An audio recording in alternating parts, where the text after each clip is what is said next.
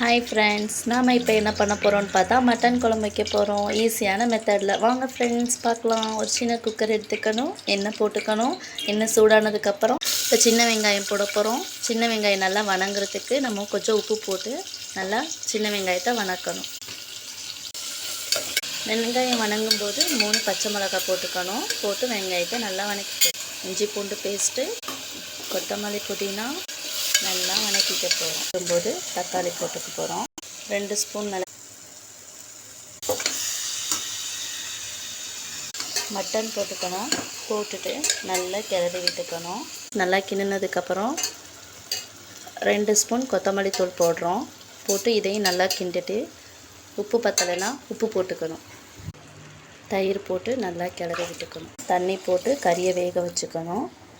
2 நிமிஷம் குக்கரை போட்டு ஒரு விசில் விட்டுக்கணும். சிக்கன் வெந்துருச்சு. தேங்காய் போட்டு